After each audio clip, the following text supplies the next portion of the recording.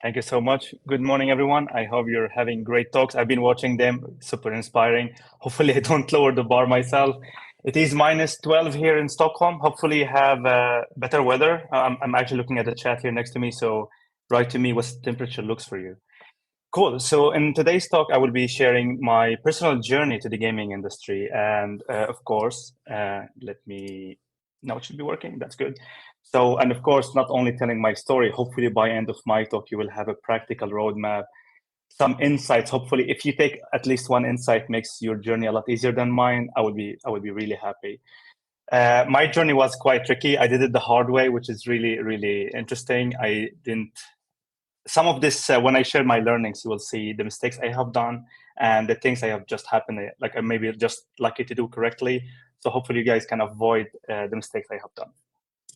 So, a little bit background about me. My name is Ali. I'm a senior producer at Star Stable Online, which is an MMO game, been out for 12 years now. Wow, it's a lot. So our game is available on Windows, Mac, iOS, and we just launched recently for Android. And our game is cross-functional. I'm a senior producer there, so I have around 40 people reporting to me as a product or producer or product line manager. That some companies call it like that. So we have our own engine, our own scripting language, tools, and server, which is really really cool for an old game like ours. Before joining the gaming industry, I happened to work with multiple products. So I did work with medical devices, which is quite interesting. So my first assignment was a device cooling the brain during coma. So that was really extremely safety critical one. And I was a test engineer back then. So I said like, you know what, this is really safety critical for me. I'm gonna do something chiller. So I moved to the automotive industry. So I happened to work on the brake systems that you have in Volkswagen bus and trucks, which is even more safety critical. So I start to see the trend. So okay, if I leave this job and I go the next one, it's gonna be nuclear or something. No, I need to do something else. Then when I decided to join the gaming industry, and I'm gonna share my story from that point when I decided until today where I am in the gaming industry.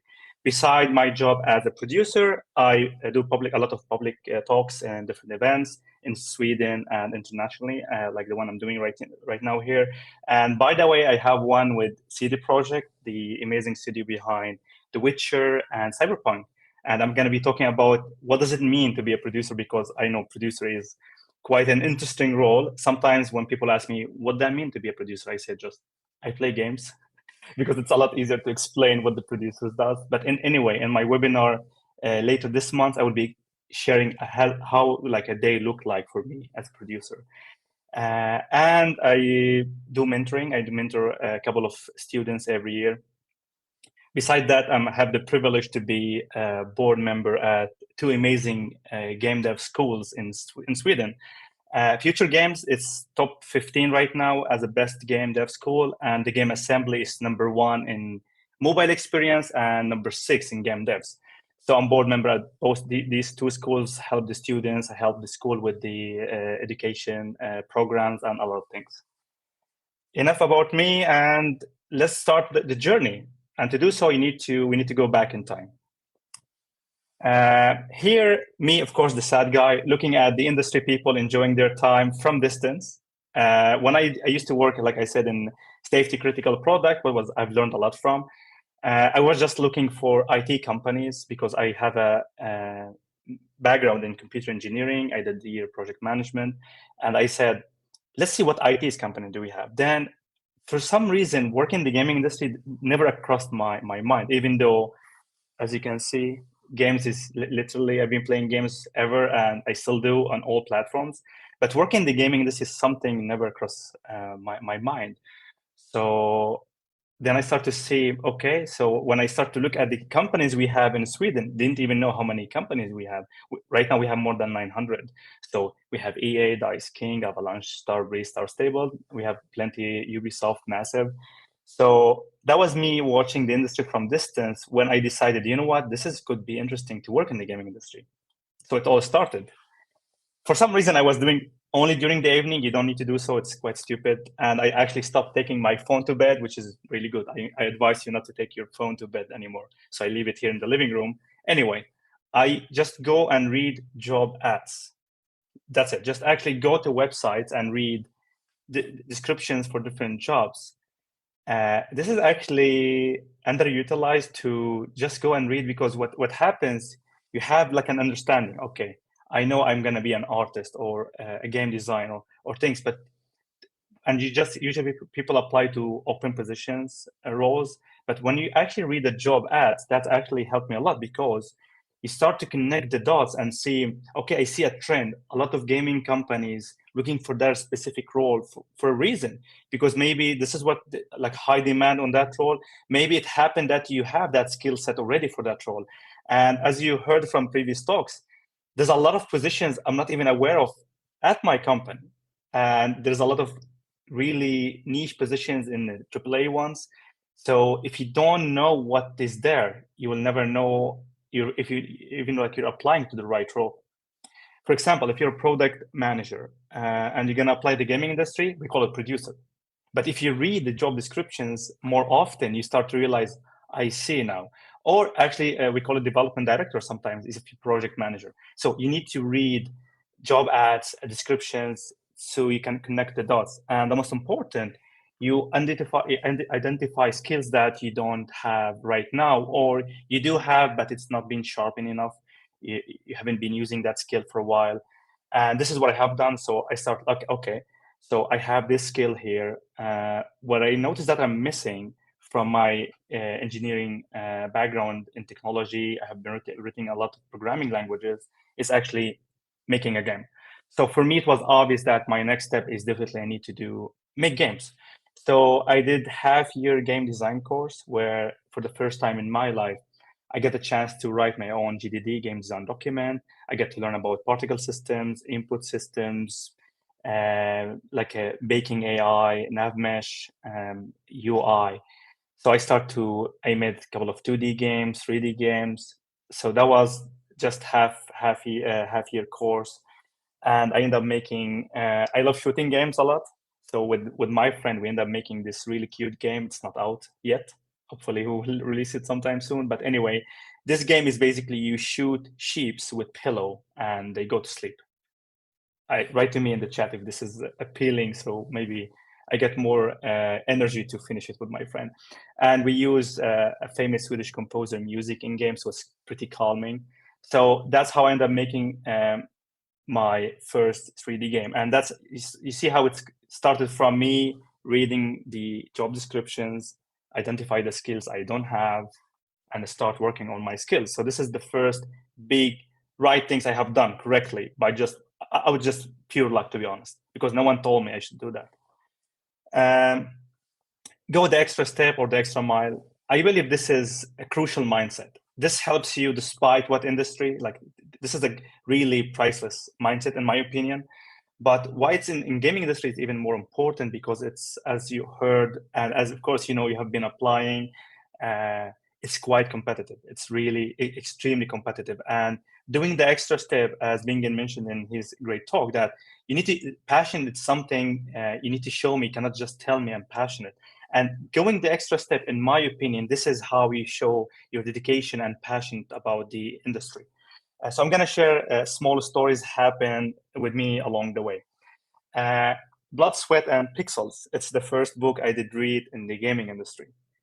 I mean, it's just some horror stories in that, like the stress, this like a crunch. We don't do crunch at my company, just to be clear, and a lot of Swedish studios. But sometimes you need to do some extra. We know that. Anyway, when I was reading this book, it truly inspired me. I feel like you know what? I really strive in the environment where we need to deliver this like tension, then the success after when the game hopefully succeed. But this book is special for different reasons. Not because it's my first gaming book. It's the book really inspired me to pursue the landing on a gaming career. When during that time, I spent all my money buying courses and books. So I didn't even want to spend more money buying this book. It was just recently released. And here in Sweden, if the book is not available at the library, you can write an email to the library and telling why they should buy the book, like a motivation letter, and they usually buy it, then so you can borrow it. And this is what I have done. So that's me, the cat, writing an email to the library and saying, hey, there's a lot of gaming studios here, a lot of people who want to join the industry, maybe you should buy this book. And they did. So they called me and say, hey, we have the book. So I actually went there, grabbed the book. And so I'm just showing you everything you do in your portfolio, why you learn, in your interviews, preparation, whatever you do this extra step. It shows dedication, and it really shines, and it will help you to ultimately reach your goal. Next one, because I was really interested in joining the gaming industry, I was reading job ads, and I was really try to read the news that have been published on these websites.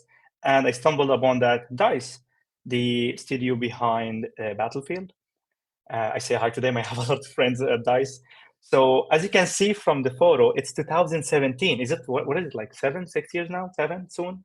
So they were looking for a play tester. And I said, you know what? This will be a good chance for me to go there and see how studio feels from inside. Actually, this is what was my first time visiting a gaming studio. So I had to take a train, 1 hour. It was January, so you can imagine, like, half-meter snow, extremely cold. Instead of just going home, have just like hot chocolate, enjoy some Netflix or something, or watching cat memes on Instagram, I decided to go there and do that play test. And when I was there, I immediately, the whole environment, the devs, when I was interacting with them, I felt this is the environment I could actually grow and have fun, or enjoying being at as a full-time, despite the role. And there was pivotal point in my career, actually. So sometimes doing this extra step, it opens a lot of doors. And I will mention that also later in my slides about exposing yourself to different inputs. But that was the short story about how one playtest at DICE's studio confirmed okay, I'm gonna do this. I'm gonna go all full speed pursuing a job at the gaming industry. And of course, when I talk about playtest, I need to mention that play games. I know majority of you do play games, but what I mean here in play games, because I always played games since I was 6, 7 with my dad, but you need to play games differently. I highly recommend that you go and try genres that you don't usually play. Like for me, ground strategy I don't like. I prefer more shooting and action, story driven. But I start to play more ground strategy, play more indie games, because the more you play different games, the more you understand, and you play the gamer in a deeper sense to see why this moment was like a really like emotional, or why you remember certain moments in games, what makes that level stunning.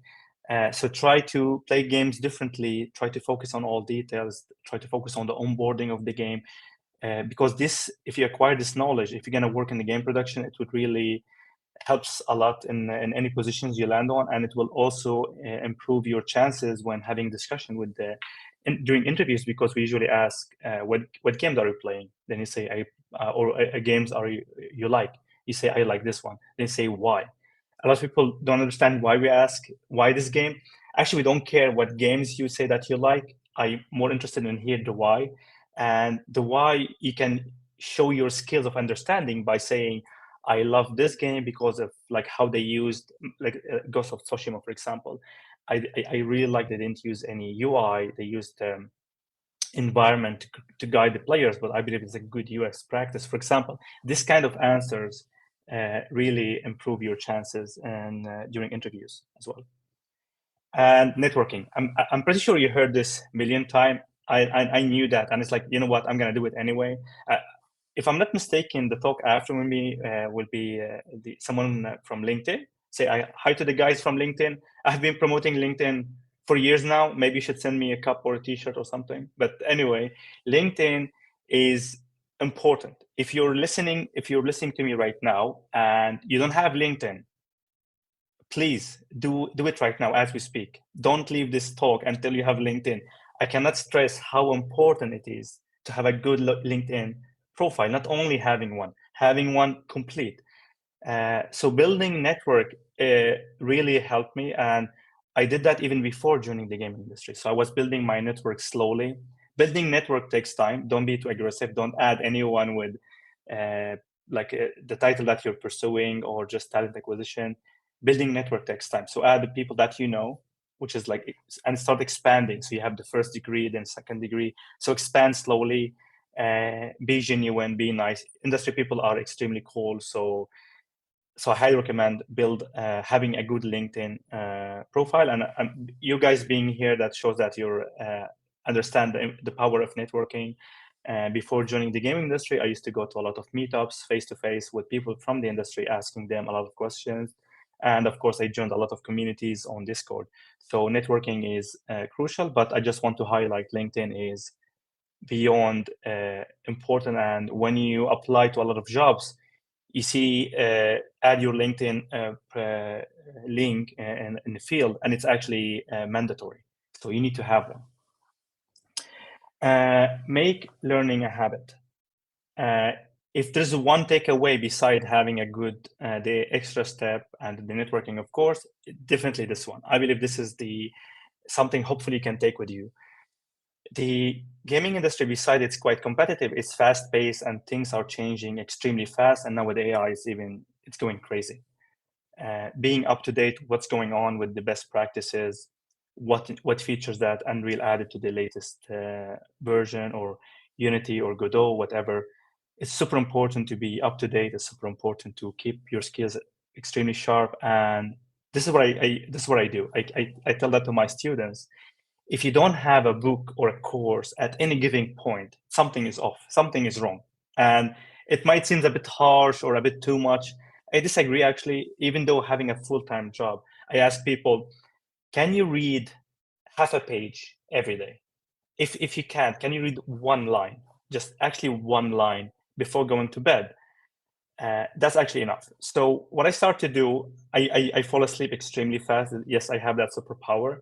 So like I mentioned, I start to take my phone to bed. So I start to take my Kindle instead, which is really good. You should do the same, or any book. So I start to read like literally sometimes half a page and just go sleep.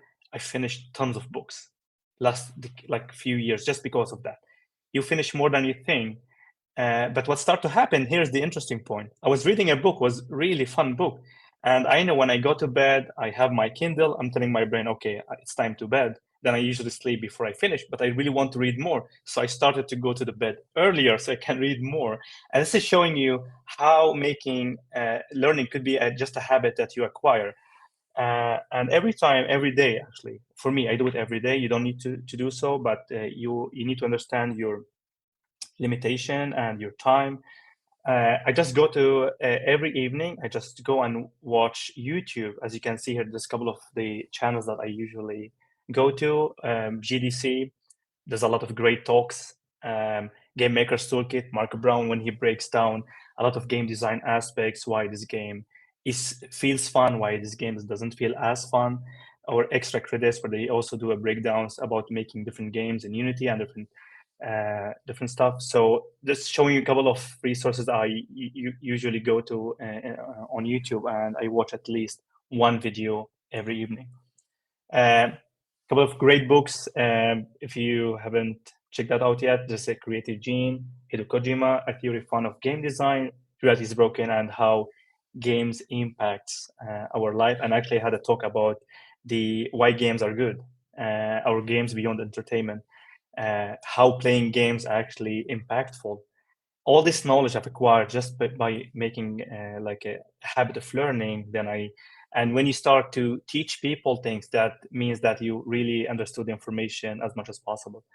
So here's a couple of books beside the Blood, Sweat, and Pixels. You have been listening to great talks the whole day. I'm pretty sure you're inspired, and you just want, when all done, you're gonna go home, have a lot of energy, and you want to learn, which is really good.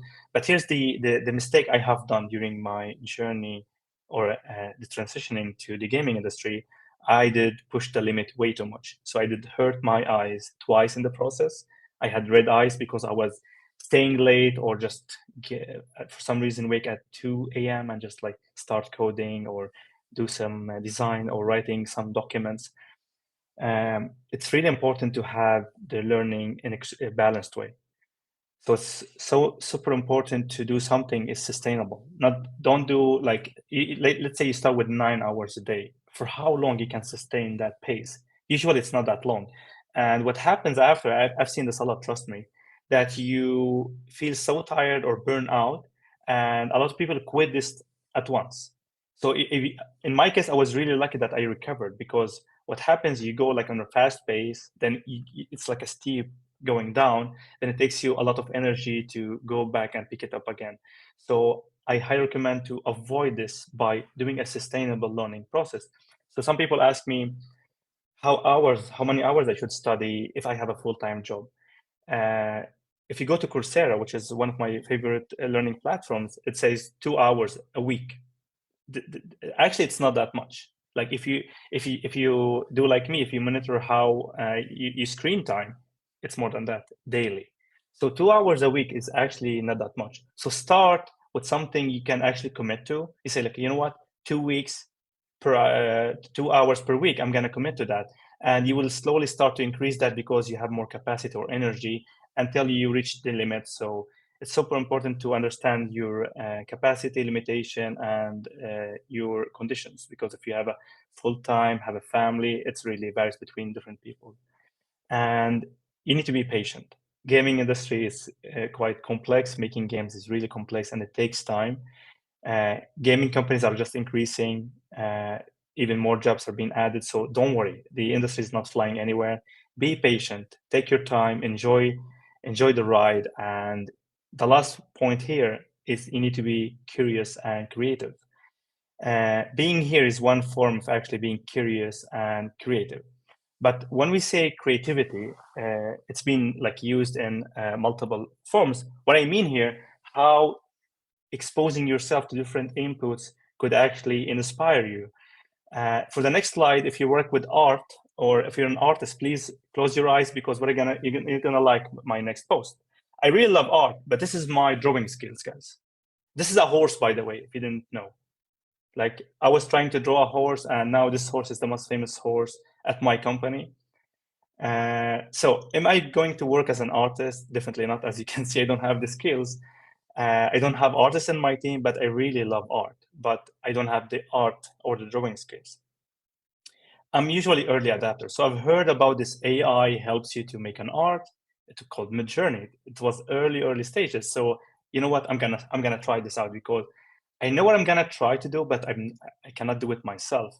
So I start to read more about composition, different art style, vaporware. I start to understand what color palettes like really suits my personality, and I end up doing this lovely pictures using AI.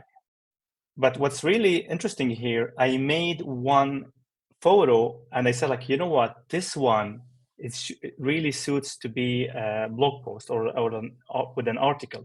Because of that one, I've written my first article on LinkedIn, the creative use of technology, in 2022. So because of I exposed myself to AI doing art, even though I'm not an artist, I end up writing a blog post about creative use of technology. Since then, I used to write on LinkedIn a lot more, and right now I'm top voice in game development on LinkedIn because I start to write a lot more. It all started by exposing myself to art, even though I'm not an artist. And this is the power of exposing yourself to different inputs. And this could be done from daily life by just taking different route to work, different route to your favorite El Bake restaurant. It's a restaurant I really want to try. If you live in Saudi, if I when I go there sometime, hopefully in soon, I need to try that El Bake. Anyway, take different route to a different restaurant exposes you to something you never know. It could inspire a game idea, a blog post, whatever. So hopefully that's something you can take with you as well. And mentorship. I did this journey myself alone. It was pretty tough, and it took me it was a long road filled of disappointment. Did hurt myself, at least I was extremely ups and downs. But why do it yourself if you can ask professionals to help you? And this is underrated. Having a mentor is, and that's why I started actually mentorship. The mentorship is it's an amazing relationship between someone professional in the industry and yourself. Take some guidance, and there's a lot of communities, there's a lot of professionals offering this mentorship with the amazing programs on LinkedIn. There's like hundreds of them just willing to help you check your portfolio, your learning process. So I highly recommend if it's possible to actually ask for mentorship. And mentorship doesn't mean that only works if you are a junior with someone senior. If you're a senior, you're listening to me, always pursue mentorship with someone is more senior or someone have a skill set that you don't have. Basically, it doesn't mean that mentorship only needs to be someone with just more years of experience. It's not always the case, because if you're transitioning from, let's say, QA to production, even though that person is being in production for 1 year, that person could actually mentoring you because they have been doing this at least for years. So they know things that you don't know. And you should also, as a junior person, but at least you start to applying for a job, you could actually help a new year students, for example. So mentorship, it just works in different directions, horizontally and vertically. But I highly recommend, if it's possible to have a mentorship, please do so. And feedback as a tool. Game development is basically just about iterations, receiving feedback until you have the product that you're satisfied with, that your players deserve. And you should do the same with your work. Show your work, show your attestations, GitHub, your code to the community on LinkedIn. Ask for feedback from professionals, reach out to them, iterate on that. It's really important to keep iterating on your work until it's shiny enough. So hopefully you land on your dream job. And when you apply for a job and you do the interview, and sadly it's a no, don't take it personally, don't take it very serious. You will hear no a lot. That's how it is, sadly. And actually, a lot of times it's not about you. It just happened that someone is more competent or someone internally took the job. But what's really important here, to ask feedback from the interviewers, like what things I could have done differently.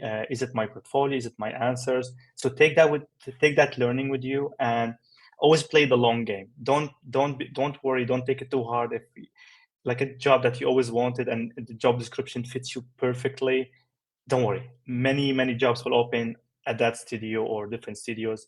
Just play the long game and keep iterating on your skills, and use that feedback as a tool to improve.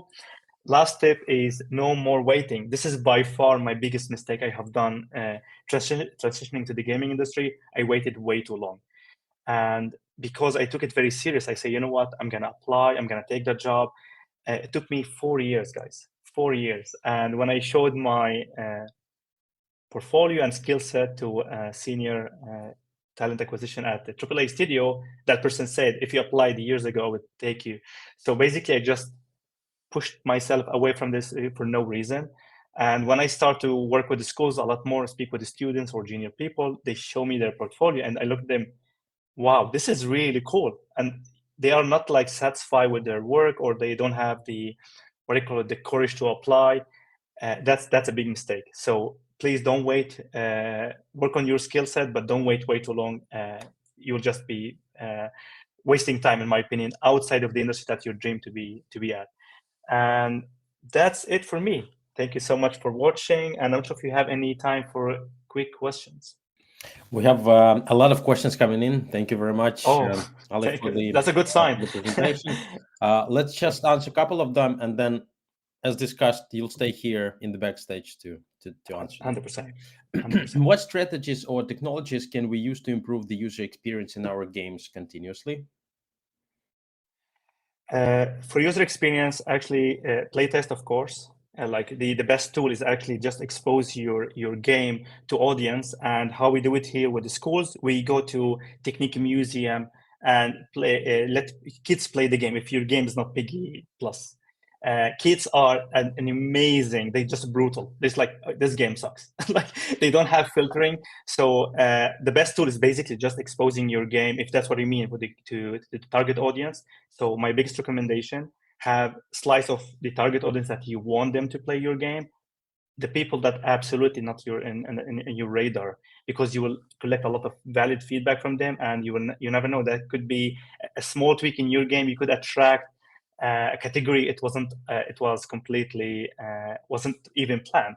And by doing this feedback, you adjust. And BattleBit is one of the examples. They start as extremely, not like kind of what I call hardcore mechanics, but they switch to completely more casual, and it worked really well. So this is one of my tip for you if you want to have a good user experience.